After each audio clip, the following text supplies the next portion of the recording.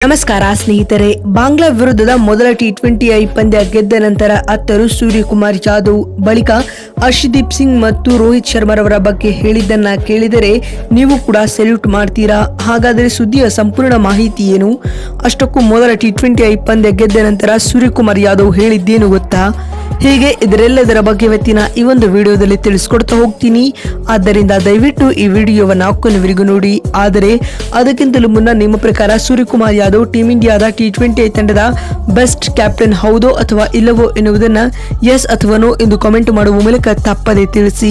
ಹೌದು ಸ್ನೇಹಿತರೆ, ಗ್ವಾಲಿಯರ್ನಲ್ಲಿ ನಡೆದ ಭಾರತ ಮತ್ತು ಬಾಂಗ್ಲಾ ನಡುವಿನ ಮೊದಲ T20I ಪಂದ್ಯವನ್ನ ಟೀಮ್ ಇಂಡಿಯಾವು ಭರ್ಜರಿಯಾಗಿ 7 ವಿಕೆಟ್ಗಳಿಂದ ಗೆದ್ದುಕೊಳ್ಳುವ ಮೂಲಕ ಬಾಂಗ್ಲಾ ತಂಡಕ್ಕೆ T20 ಸರಣಿಯಲ್ಲಿಯೂ ಕೂಡ ಸೋಲಿನ ಶಾಕ್ ನೀಡಿದೆ ಸ್ನೇಹಿತರೆ. ಇದಲ್ಲದೆ ಸರಣಿಯಲ್ಲಿ 1-0 ಮುನ್ನಡೆಯನ್ನ ಕೂಡ ಟೀಮ್ ಇಂಡಿಯಾ ಪಡೆದುಕೊಂಡಿದೆ ಸ್ನೇಹಿತರೆ. ಈ ಒಂದು ಪಂದ್ಯದಲ್ಲಿ ಟಾಸ್ ಸೋತು ಮೊದಲು ಬ್ಯಾಟಿಂಗ್ ಮಾಡಿದ ಬಾಂಗ್ಲಾ ತಂಡವು 19.5 ಓವರ್ಗಳಲ್ಲಿ 127 ರನ್ ಕಲೆ ಹಾಕಿ ಆಲ್ಔಟ್ ಆಯಿತು ಸ್ನೇಹಿತರೆ.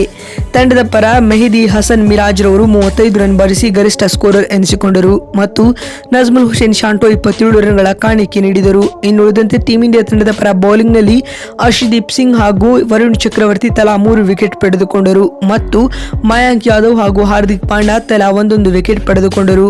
ಪಂದ್ಯ ಗೆಲ್ಲಲು 128 ರನ್ಗಳ ಸುಲಭ ಗುರಿಯನ್ನು ಬೆನ್ನಟ್ಟಿದ ಟೀಮ್ ಇಂಡಿಯಾವು 11.5 ಓವರ್ಗಳಲ್ಲಿ 3 ವಿಕೆಟ್ ಕಳೆದುಕೊಂಡು ಟಾರ್ಗೆಟ್ ಚೇಸ್ ಮಾಡಿತು. ಇದರೊಂದಿಗೆ ಟೀಮ್ ಇಂಡಿಯಾವು ಮೊದಲ T20I ಪಂದ್ಯವನ್ನು 7 ವಿಕೆಟ್ಗಳಿಂದ ಭರ್ಜರಿಯಾಗಿ ಗೆದ್ದುಕೊಂಡಿತು. ಮತ್ತು ತಂಡದ ಪರ ಬ್ಯಾಟಿಂಗ್ ನಲ್ಲಿ ಹಾರ್ದಿಕ್ ಪಾಂಡ್ಯ 16 ಎಸೆತಗಳಿಂದ ಅಜೇಯ 39 ರನ್ ಬಾರಿಸಿ ಮಿಂಚಿದರೆ. ಮತ್ತು ಇದೀಗ ಟೀಮ್ ಇಂಡಿಯಾವು ಬಾಂಗ್ಲಾ ವಿರುದ್ಧ ಮೊದಲ T20I ಪಂದ್ಯ ಗೆದ್ದ ನಂತರ ಮಾತನಾಡಿದ ಟೀಮ್ ಇಂಡಿಯಾದ ಹೊಸ ಕ್ಯಾಪ್ಟನ್ ಆಗಿರುವ ಸೂರ್ಯಕುಮಾರ್ ಯಾದವ್ ಭಾವುಕರಾಗಿ ಈ ರೀತಿಯಾಗಿ ಹೇಳಿದ್ದಾರೆ.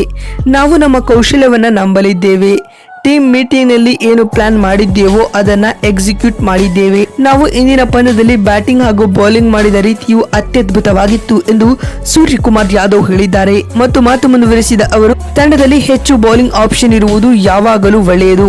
ಸಾಕಷ್ಟು ಇಂಪ್ರೂವ್ ಮಾಡಿಕೊಳ್ಳಬೇಕಾದ ಅಗತ್ಯತೆ ಇದೆ. ಇದರ ಜೊತೆಗೆ ನಿತ್ಯ ಕಲಿಯೋದು ಇದ್ದಿದ್ದೇ ಇದೆ.